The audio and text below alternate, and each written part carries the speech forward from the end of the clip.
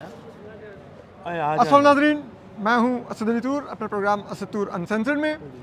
आपको मालूम है आज इस्लामाबाद हाई कोर्ट में समाअत हुई है। जो इंतज़ार पंजुता हैं, जो पीटीआई के लॉयर भी हैं और रहनुमा भी हैं, उनको लापता कर दिया गया जबरी तौर पे। और आखिरी दफ़ा वो अपने जो अब उनको नुमाइंदगी भी कर रहे हैं, उनको बाजियाब करने की कोशिश कर रहे हैं। इन्हीं वकील फैसल चौधरी साहब के साथ थे, ये भी पीटीआई के लॉयर हैं, इमरान खान साहब के केसेस कर रहे हैं। तो सर वैसे वो पूछना, पीटीआई में वापस आ चुके हैं ना अब? मैं पीटीआई से कभी गया ही नहीं। अच्छा ठीक है। तो और पीटीआई ये के सवाल मेरे से आप पूछ के आप अपना शो ना ख़राब करें, मैं बहुत बेइज्जती करूँगा। कर लें करें करें करें। Welcome to the right side of history. जब तुम गलत थे तब हम कहते थे कि जिसकी नहीं तुम नहीं नहीं नहीं, सपोर्ट मैं कर रहे तब हो भी वो ठीक गलत था, है। मैं तब भी ठीक था। हाँ चले आप तब लोग एस्टेब्लिशमेंट के साथ थे, अब आप लोगों के साथ जो हुई आप लोगों को तब पता चला राइट साइड ऑफ हिस्ट्री क्या है। अच्छा एनीवे, अच्छा, मुझे ये बताएं कहाँ थे इंतज़ार प्रोड्यूसर साहब आपके साथ आखिरी दफ़ा? क्या बातचीत हुई? क्या कुछ ऐसा था कि आपको लग रहा था कि वो लापता हो सकते हैं? कोई आपको खदशा था?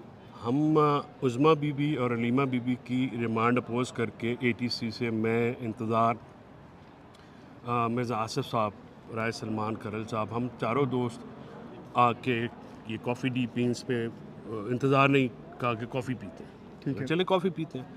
हम लोगों ने वहाँ पे कॉफ़ी पी, गप्पे मारी, घंटा और डेढ़ बैठे रहे हम वहाँ पे। उसके बाद ये तय हुआ कि रात को मिलेंगे डिनर पे।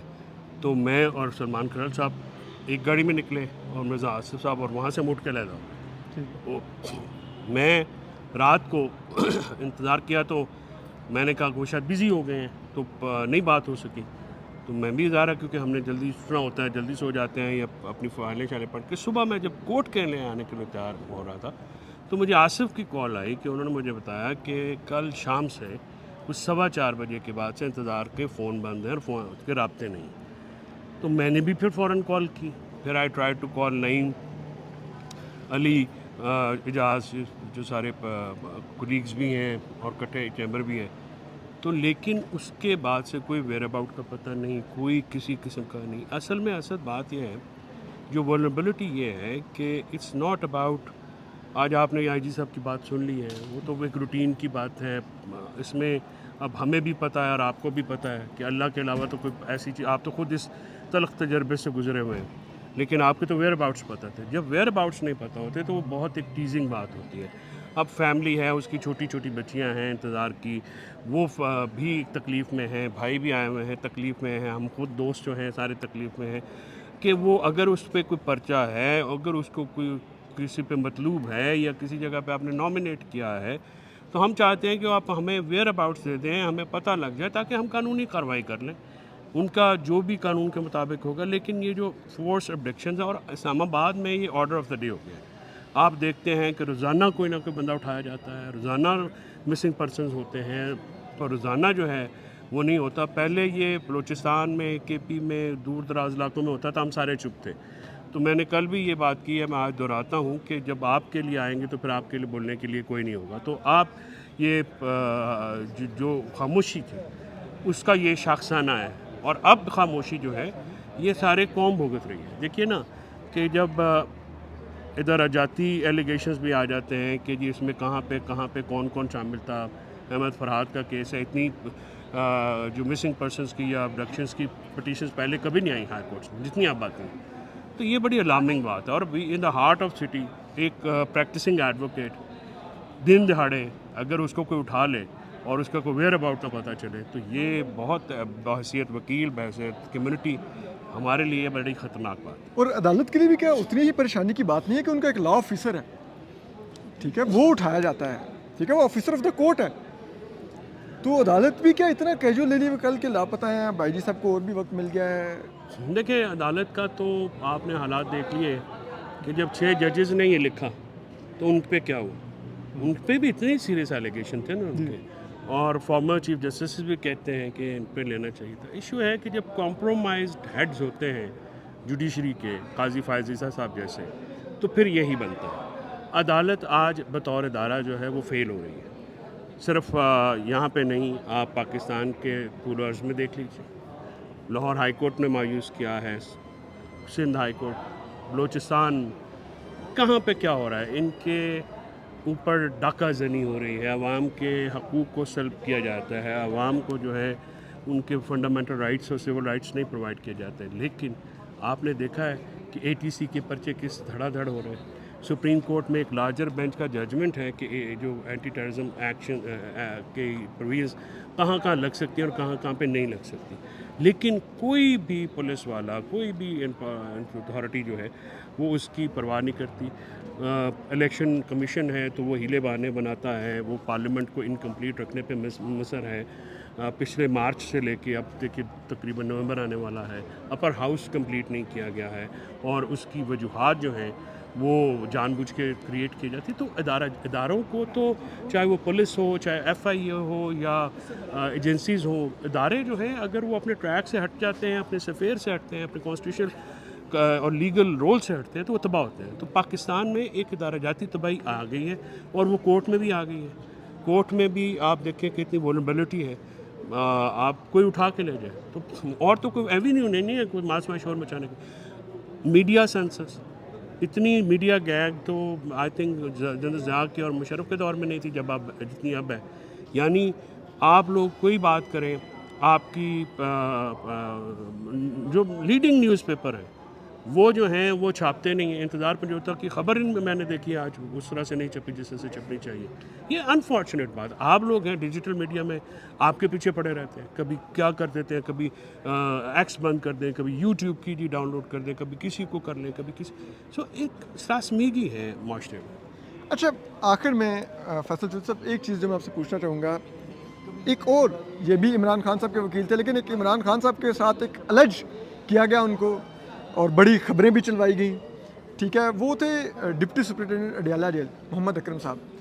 अब वो 2 माह लापता रहे। अब अचानक से अब जी वो एंटी करप्शन उसमें वो प्रोड्यूस हो गए हैं जी। 95,000 रुपये उन्होंने किसी से मुबैना तौर पे लिया था। उस केस में वो अब जी ज़ेरे हिरासत हैं। उनको अडियाला से बरतरफ भी कर दिया जा चुका है। उनकी गुमशुदगी के दौरान उनकी फैमिली को निकाल दिया गया। मुझे एक चीज़ बताइए, ये पाकिस्तान की किस किस्म की अदलिया है कि वो ये नहीं पूछती, वो कहती है 2 महीने पहले हमें हिसाब दो ये कहाँ पे था। मैं इसीलिए तो कह रहा हूँ कि जजेस से क्या उम्मीद रखें। मायूसी नहीं है कि देखिए एक जज जो खड़ा हो जाता है, हाँ वो जो खड़ा हुआ उसकी 40 साल पुरानी डिग्रीज 5 दफ़ा जो प्रूव हुई हुई हैं। सिंडिकेट ने जिस तरह से एक फ्रॉड तरीके से अनहर्ड उनको सुने बगैर जिस तरह से काम किया, तो आप देखिए एक मुनज़्ज़म एक कैंपेन है ना। अदालतें कमज़ोर होंगी, तगड़ी अदालतें तो वारा नहीं खाती। देखिए तगड़ी अदालतें ना इदारों को वारा खाती हैं। मैं आपको बताऊं कि हमारी बार एसोसिएशन और बार कौंसिल जो कि इस वक्त डेमागोग बनी हुई है हुकूमत की, वकीलों के लिए आपने कभी सुना है कि कभी कोई आवाज़ उठाते हो?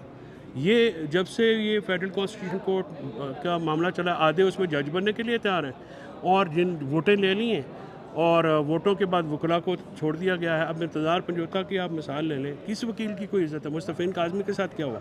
मार मार के उसको शॉर्ट टाइम मेमोरी लॉस कर दिया है वह, ठीक है। और कोई एक बंदा नहीं बोला। जहाँ तक पिछले साल और मायूस कुन हद तक जो है हमारी सुप्रीम कोर्ट बार एसोसिएशन की कारकर्दगी रही। एक आधा लड़का शहबाज खोसा आवाज़ उठाता रहा या कुछ बात, बाकी जो कॉमन लॉयर है ना और ये बार एसोसिएशन 180 डिग्री जो है ना ये डिफरेंट है। अब हमारी प्रायोरिटीज़ इनसे डिफरेंट है और हम ये चाहते हैं कि हमारी नुमाइंदा कोई लीडरशिप जाए और वो लीडरशिप न जाए जो यहाँ से वोटें लें और जाके हुकूमत की जेब में जा गिरे। और अनफॉर्चुनेटली जो जजेस हैं वो भी क्योंकि उन्हीं के रिकमेंडेड हैं, बार भी उसमें एक उनकी अपनी इंटरेस्ट होती है।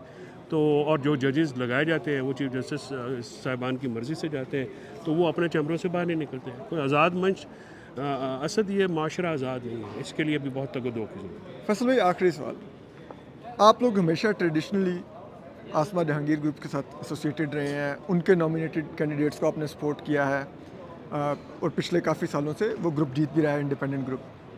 अब जो डिवीज़न आई है और जिस अंदाज में इंडिपेंडेंट ग्रुप के जीते हुए जो सुप्रीम कोर्ट बार के सदर हैं शहजाद शौकत, वो JITs बनवाते हैं, ठीक है, वो इस्टेब्लिशमेंट की आंखों के तारा हैं। पाकिस्तान बार कौंसिल भी ऐसे लगता है कि वो उठा के आज़म तारड़ ने बेच दी इस्टेब्लिशमेंट को, सॉरी टू से दैट।